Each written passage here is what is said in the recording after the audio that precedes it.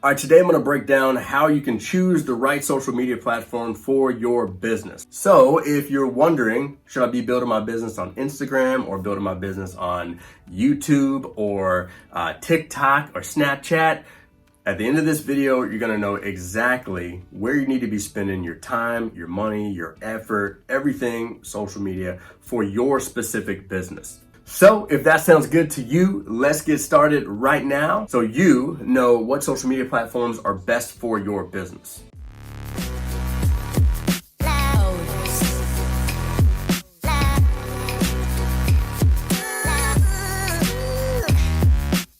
All right, so it's really important that as we break these social media platforms down, all right, we're gonna go over the pros and the cons of each one, but it's really important that you don't get shiny object syndrome, all right? As we go through these, all we want you to do is just kind of follow the format that we want for you, okay? Now, typically when we talk about building a business on social media or making money on social media, we usually break it down like this: build an audience, engage that audience, and solve that audience's problems. But today we're gonna switch it up just a little bit, all right? Today, I want you to look at it and I want you to say, build, engage, search, okay? So this is how we're gonna look at it. We're gonna have one bucket that we actually want to build our audience in, okay? Then we're gonna have another bucket that we want to create an engagement, a kind of a community out of our audience. And then we wanna have a third bucket that we talk about search traffic, where people can type in something to a search bar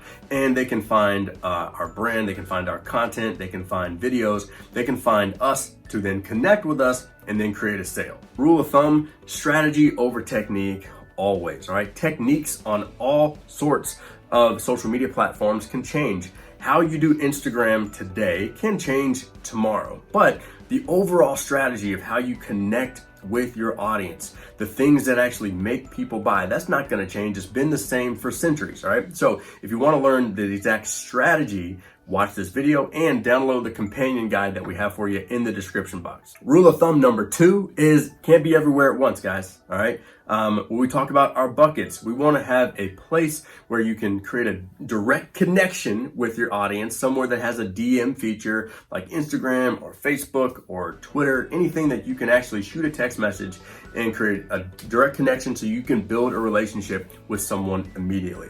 And you want to have at least one social media platform like YouTube or a podcast where people can search for you and you can create passive lead flow. And rule of thumb number 3 is just know your audience, all right? If you are doing makeup tutorials, then a podcast may not be the best thing for you. Facebook may not be the best thing for you. Doing makeup tutorials may be a good combination of Instagram and YouTube. So rule of thumb number 3, know who your audience is, know where they want their problems solved, because if you're doing makeup tutorials, you're probably not likely gonna wanna spend a lot of your time on LinkedIn.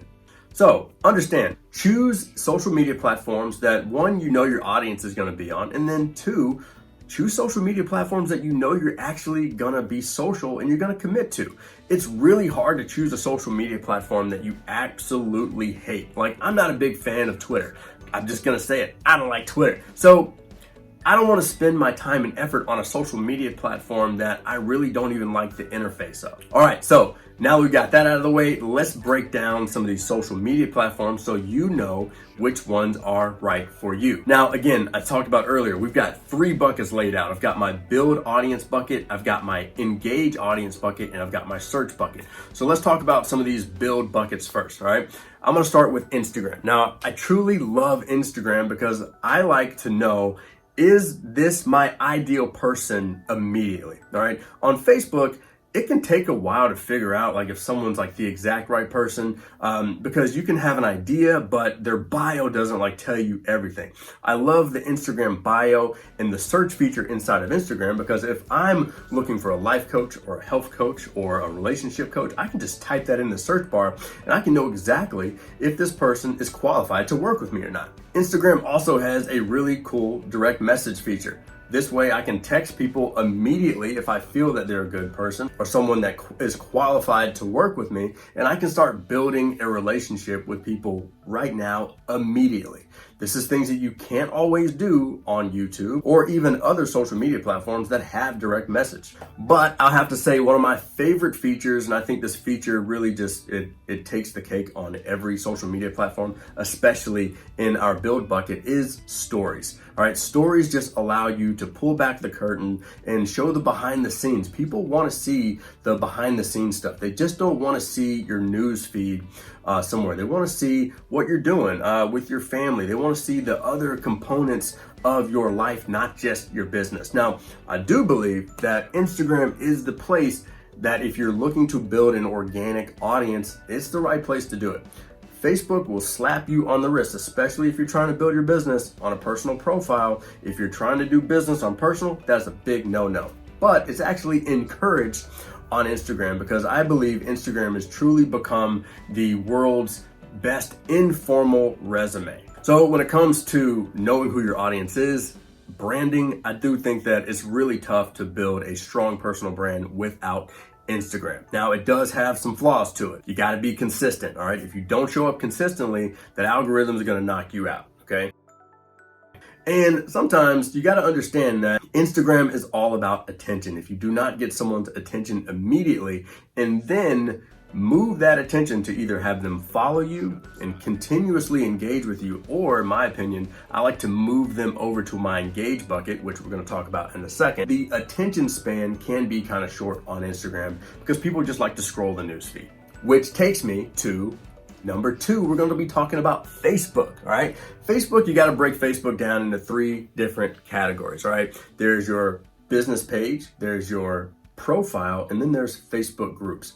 Me personally, I feel like Facebook groups are the thing that we're going to talk about today because that's the best place to build an engaged audience. Facebook groups are super hot right now, but they're also a dime a dozen. People just don't want to end up in just a bunch of different Facebook groups. So you got to make sure that your Facebook group is extremely specific to helping someone solve a problem. So if you want to check out a really cool playlist on all things Facebook groups, make sure you check this out. Now, the cool thing I love about a Facebook group versus a profile or a business page is you can literally algorithm proof yourself inside of Facebook groups because these people have raised their hand. Now, when you're doing business on a profile or a business page, Facebook is gonna make it really hard to get the reach that you want to build your business. As soon as they feel like you're doing business, they're gonna take that reach down because here's the deal, Facebook wants you to pay. Now, you could probably say the same thing for Instagram, but it's just a little less lenient on Instagram.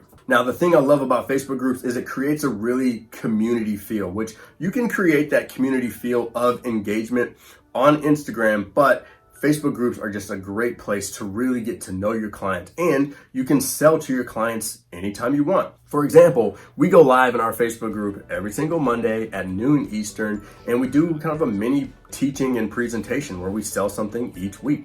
Our audience loves to be in there because they've raised their hand. They say, you know what, I have this problem, and they welcome our offers. So just going live once a week creates a great environment to solve your audience's problems, something you just can't always have control over if you're doing that on a business page or a profile or even on Instagram. So my advice, what we do, we want to build our audience on Instagram. We want to migrate them into the middle of that engagement bucket, and we really want to create that intimate connection with our audience in that engagement environment. Now, as we talk about engagement, I rate Facebook groups as the top place to engage audiences online, but you can still create that type of engagement on Instagram profiles, Facebook pages as well. It's just not as hot. Now, when we compare things to engagement like podcast, YouTube, blog posts, things like that, I still rate those as very low in terms of being able to engage your audience in a really genuine way. Now, at the end of the day, if you are talking about a topic that your audience loves,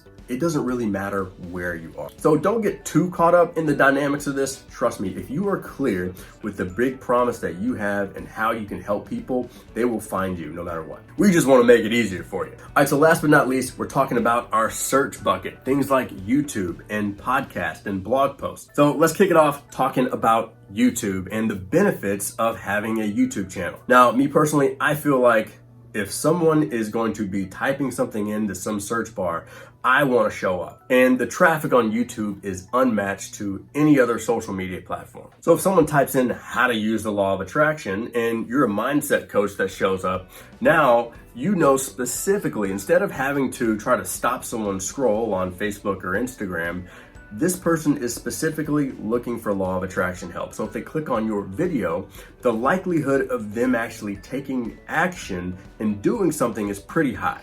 Now, what we like to do on our YouTube channel, what you might want to do right now, is we like to invite people from our search bucket into our engage bucket by inviting them to our Facebook group. This way, we can create a more intimate relationship with a person that is specifically looking to have a problem solved. Now, another thing that I love about YouTube versus Facebook groups or even Instagram is analytics. All right, the analytics are unmatched. So I can tell when people fall off of a video. I can tell what title video gets us the most subscribers. I can see which video gets us the most views.